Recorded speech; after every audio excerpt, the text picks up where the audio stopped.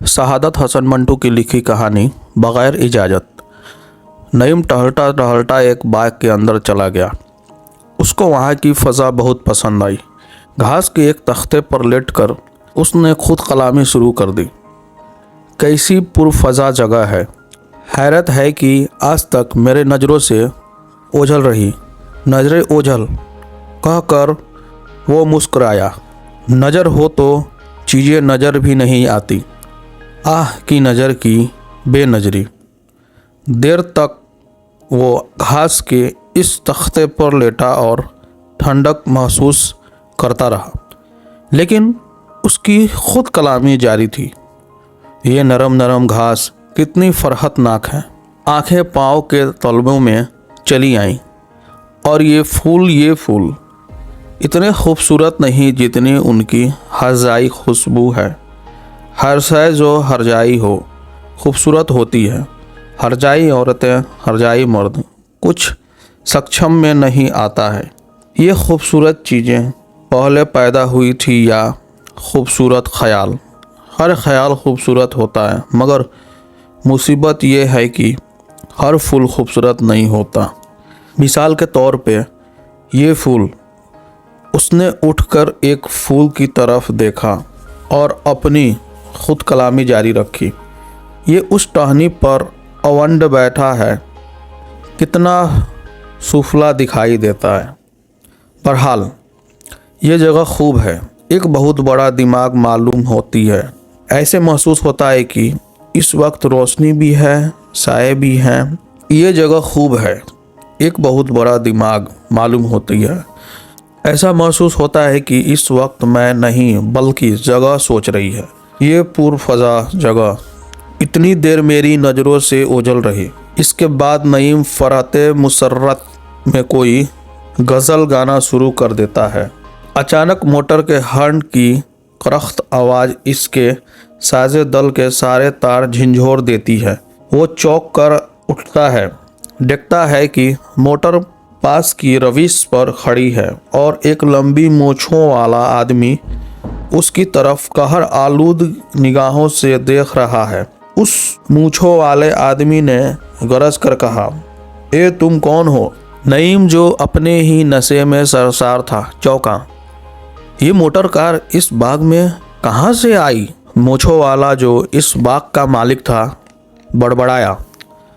वजह कता से तो आदमी मालूम होता है, मगर यहाँ कैसे घुस आया?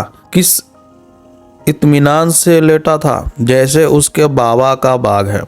फिर उसने बुलंद आवाज़ में ललकार के नईम से कहा, अम्मा कुछ सुनते हो?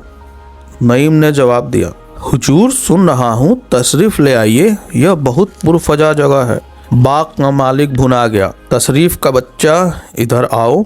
नईम लेट गया।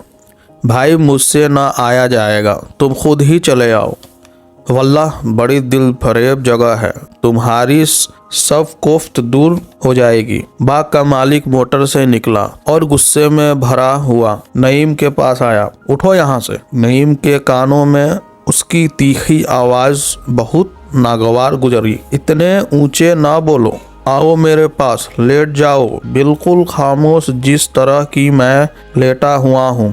आंखें बंद कर लो, अपना सारा जिस्म ढीला छोड़ दो, दिमाग की सारी बत्तियां गुल कर दो। फिर जब इस तरह अंधेरे में चलोगे तो टटोलती हुई तुम्हारी उंगलियां और इरादी तौर पर ऐसे कुमकुमे रोशन करेगी जिनके वजूद से तुम बिल्कुल गाफिल थे। आओ मेरे साथ, लेट जाओ। बाग के मालिक ने एक लहजा सोचा, नईम से कहा, दीवाने मालूम होते हो। नईम मुस्कुराया, नहीं, तुमने कभी दीवाने देखे ही नहीं। मेरी जगह यहाँ कोई दीवाना होता तो वो इन बिखरी हुई झाड़ियों में और टहनियों बच्चों के मानिंद लटके हुए फूलों से कभी मुतमईन ना होता। दीवानगी इत्मीनान का नाम नहीं मेरे दोस्त, लेकिन आओ दीवानगी की बातें करें। बकवास बंद करो, निकल जाओ यहाँ से। बाग के मालिक को तैस आया। इसने अपने ड्राइवर को बुलाया और कहा कि इसे धक्के मारकर बाहर निकाल दो। और तुम कौन हो? बड़े बदतमीज मालूम होते हो। जब नईम बाहर जा रहा था तो उसने गेट पर एक बोर्ड देखा जिस पर लिखा था बगैर इजाज़त अंदर आना मना है। वो मुस्कुराया। हैरत है कि ये मेरी नज़रों से ओझल रहा। नज़र हो तो बाज़ चीज़ें नज़र भी नहीं आती। आह नज़र की ये बेनज़री। यहाँ से निकल कर वो एक आर्ट की नुमाइश में चला गया ताकि अपना जहनी तकद्दुर दूर कर सके। हॉल में दाखिल होते ही उसको औरतों और मर्दों का झुरमुट नजर आया जो दीवारों पर लगी पेंटिंग देख रहा था। एक मर्द किसी पारसी औरत से कह रहा था, मिसिस फौजदार, ये पेंटिंग देखी आपने? मिसिस फौजदार ने तस्वीर को एक नज़र देखने के बाद एक औरत सीढ़ी की तरफ बड़े गौर से देखा और उस मर्द से जो गालिबन उसका होने वाला शौहर था कहा, तुमने देखा सीढ़ी कितनी सज बनकर आई है? एक नौजवान औरत एक नाउम्र लड़के से कह रही थी, सुरैया इधर आके तस्वीरें देख, तू वहाँ खड़ी क्या कर रही है? सुरैया तो तस्वीरों से कोई दिलचस्पी नहीं थी। असल में उसको एक बॉयफ्रेंड से मिलना था। एक अधेड़ उम्र का मर्द जिसे पेंटिंग से कोई दिलचस्पी नहीं थी अपने अधेड़ उम्र के दोस्त से कह रहा था, जुकाम की वजह से निडाल है वरना जरूर आती। आप जानते ही हैं पेंटिंग से उसे कितनी दिलचस्पी है। अब तो वो बहुत अच्छी तस्वीरें बना लेती है। परसों उसने पेंसिल कागज लेकर अपने छोटे भाई की साइकिल की तस्वीरें उतारी। मैं तो दंग रह गया।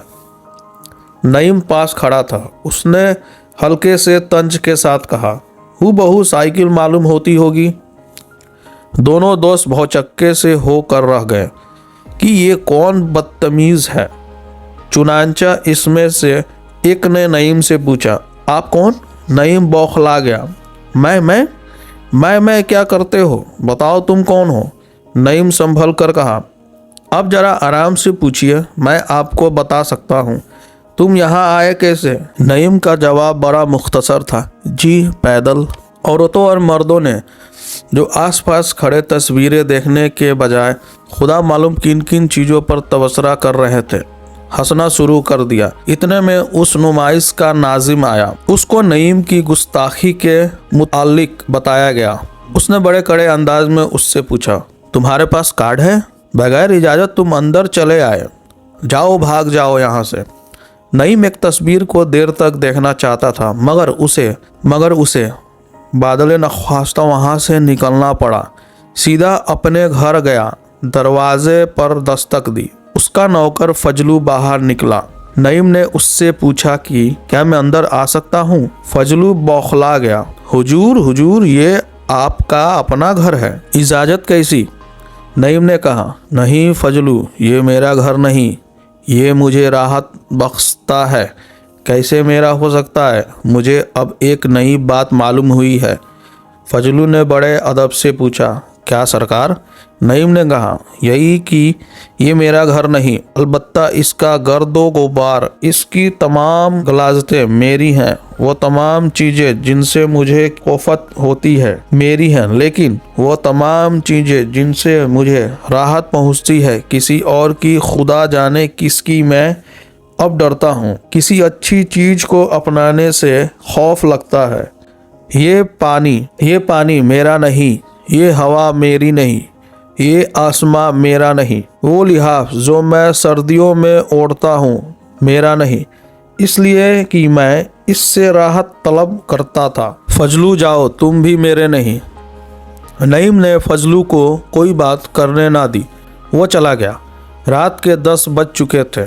हरी मंडी के एक कोठे से पिया बिन नाहिल आवत चैन के बोल बाहर उड़ उड़ के आ रहे थे। नईम इस कोठे पर चला गया। अंदर मुजरा सुनने वाले 3-4 मर्दों की तरफ देखा और तवाइफ से कहा, इन असहाब को कोई एतराज तो नहीं होगा?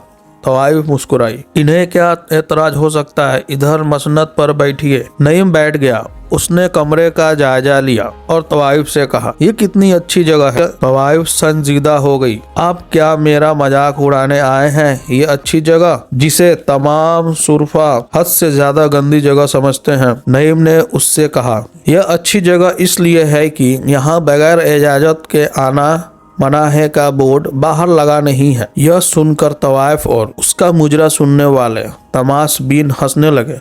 नईम ने ऐसा महसूस किया कि दुनिया एक इस किस्म की तवाइफ है जिसका मुजरा सुनने के लिए इस किस्म के जुगाड़ आते हैं। दोस्तों, इतनी सी थी ये कहानी। फिर मिलते हैं अगले वीडियो में। जब तक के लिए धन्यवाद।